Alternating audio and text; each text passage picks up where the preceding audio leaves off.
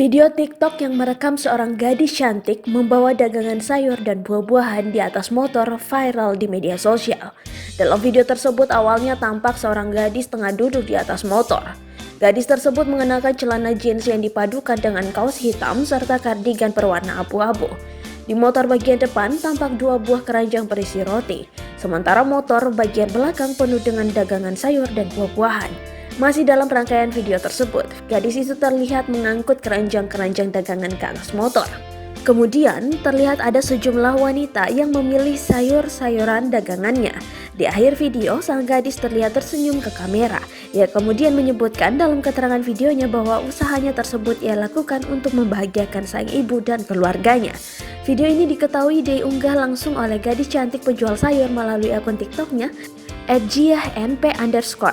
Pada Selasa 8 September 2020 lalu, video yang ia bagikan itu pun langsung mengundang perhatian warganet. Bahkan, videonya telah diunggah ulang oleh sejumlah akun media sosial. Kalimat-kalimat pujian pun menghiasi kolom komentar unggahannya di TikTok.